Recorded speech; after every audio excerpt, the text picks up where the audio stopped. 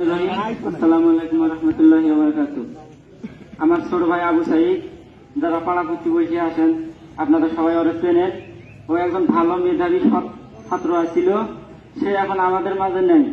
আপনারা সকলে দেখছেন আমাদের পরিবারটা কিরকম অচল পরিবার। সেই পরিবার থেকে আমিও মেধাবী ছাত্র ছিলাম। আমার স্যার আজহার স্যার বলে গেল যে আবু হোসেনও ভালো বৃত্তি পাইছিল আমার প্রাইমারি থেকে, কিন্তু আমি পরিবারের অভাবনাটনের কারণে আমি লেখাপড়া করতে পারি নাই। আমার ছোট ভাইয়ের খুব ইচ্ছা ছিল, সে নিজের ইচ্ছায় অনেকটা নিজের ইচ্ছায় সে লেখাপড়া চালাই গেছে।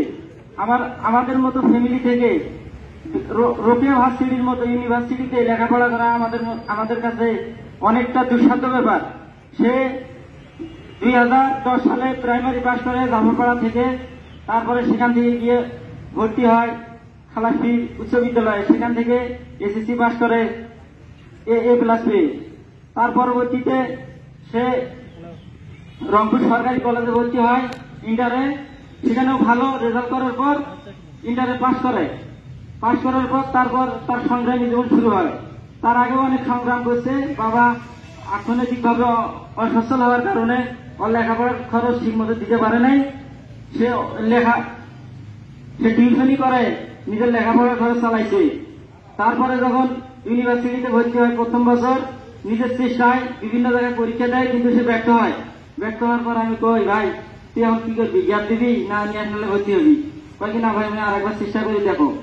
তারপরে চেষ্টা করে পরে পাস পাইলো, রোকেয়াতে পাইছে এবং ইয়াতে পাইছে, ওই আরেক জায়গায় পাইছিল, ওটা আমার মনে নেই সঠিক।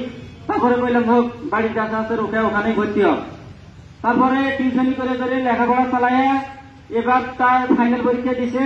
পরে জিজ্ঞেস করছিলাম রেজাল্ট কিরকম হয়েছে তোর? কয় যে ভাই আমার ডিপার্টমেন্টে আমার রেজাল্ট আছে 2 নম্বরে, আমার তো একটা মেয়ে বেশি আছে। এবার ফাইনাল পরীক্ষাটা দিচ্ছি, রেজাল্টটা বের হলে ফাইনাল রেজাল্টটা চলে আসবে।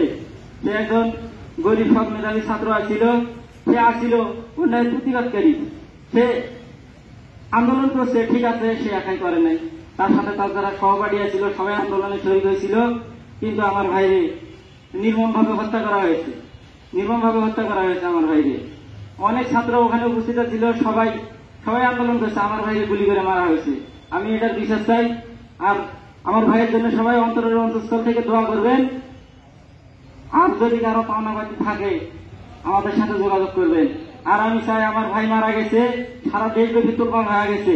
আমি চাই এই আমার ভাইয়ের আত্মত্যাগের বিনিময়ে যেন ছাত্রদের যে আন্দোলন সফল হয়। আর একটা মায়ের বুক যেন খালি না হয়।